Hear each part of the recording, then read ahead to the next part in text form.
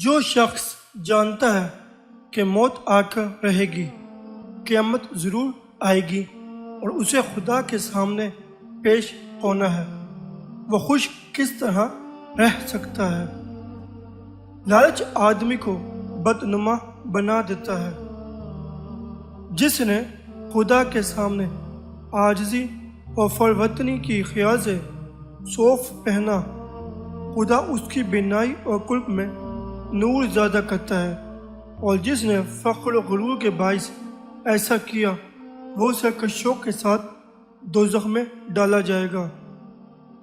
دنیا تمہاری سواری ہے، اگر اس پر سوار ہو گئے تو یہ تمہیں لے چلے گی، اور اگر یہ تم پر سوار ہو گئی تو تم کو مار ہی ڈالے گی۔ 1000 آدمیوں کی دوستی کو ایک شخص کی عداوت کے بدلے میں نہ خریدو۔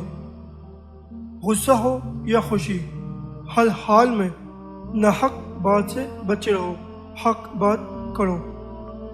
اگر تم کسی سے دشمنی کرنا چاہو تو یہ سوچ لو کہ اگر وہ آدمی اللہ کا فرما بردار ہے تو اس سے دشمنی نہ کرو، کیونکہ اللہ تعالیٰ اس کو تمہارے حوالے نہیں کرے گا، اور اگر وہ برا ہے تو اپنی برائی سے خود ہی ہلاک ہو جائے گا۔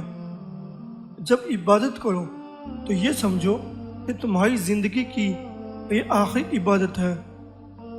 جس کو اللہ تعالیٰ کی بندگی میں مصروف پاؤ اس سے ضرور محبت کرو، اس طرح گویا تم اللہ سے محبت کر رہے ہو۔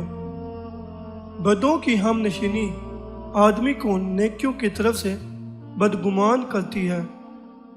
کوئی بھی جو مسلمان کا دعویٰ کرتا ہے، مومن یا ایماندار نہ ہوا ہے اور نہ ہوگا جب تک کہ اپنا محاسبہ اس خوف سے نہ کرے کہ میں منافق ہوں یا مومن۔